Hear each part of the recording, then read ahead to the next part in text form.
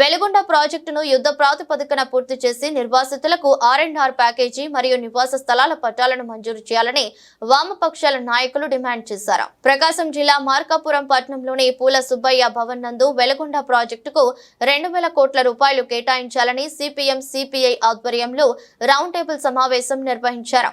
ఈ సందర్భంగా సిపిఐ నియోజకవర్గ ఇన్ఛార్జి అందే నాసరయ్య మాట్లాడుతూ ప్రభుత్వాలు వస్తూ ఉన్నాయి పోతూ ఉన్నాయి తప్ప పశ్చిమ ప్రాంత ప్రజల తరలాతలు మారడం లేదని, వెలుగొండ ప్రాజెక్టును ఎన్నికల ప్రచారంలో వాడుకోవడమే తప్ప పూర్తి చేయడంలో ప్రభుత్వాలు చిత్తశుద్ధి చూపడం లేదని విమర్శించారు. గత వైసీపీ ప్రభుత్వం వెలుగొండ ప్రాజెక్టు పూర్తయిందని జాతికి అంకితం చేస్తున్నామని హడావిడిగా శిలాఫలకం ఏర్పాటు చేసి ఈ ప్రాంత ప్రజలను మోసం చేశారని అన్నారు. కూటమి ప్రభుత్వం వెలుగొండ ప్రాజెక్టును పూర్తి చేస్తామని, మార్కాపురం కేంద్రంగా జిల్లా ఏర్పాటు చేస్తామని ఎన్నికల్లో ఇచ్చిన హామీని నిలబెట్టుకోవాలని కోరారు.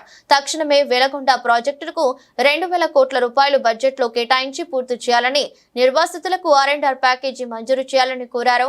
కార్యక్రమంలో CPI, CPM, MPJ, Congress party నాయకులు తదితరులు పాల్గొన్నారు.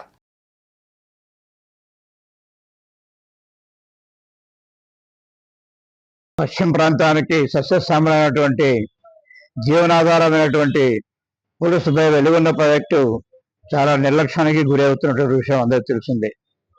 ఎలక్షన్ వచ్చినప్పుడు అందరూ మేము వచ్చి స్టార్ట్ చేస్తాం, మేము మా చేతుల్లో పూర్తి చేస్తాం, మేము చేస్తాం అని చెప్పి అధికారం రావటం పోవటం తప్ప దాని మీద మాత్రం ఏమాత్రం చిత్తశుద్ధులైనటువంటి వ్యవహారం నడుస్తూ ఉంది ఈ మధ్య కాలంలో.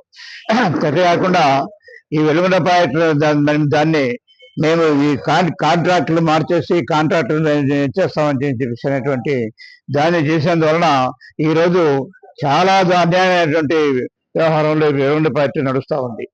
రెండు సంవత్సరాలకు పూర్తి అవుతున్నది. 2 సంవత్సరాలు 3 సంవత్సరాలు అయినటువంటి పని పెరిగినటువంటి విషయం ఎక్కడా లేనటువంటి విషయం ఈ వెలుగొండ ప్రాజెక్టు జరిగింది.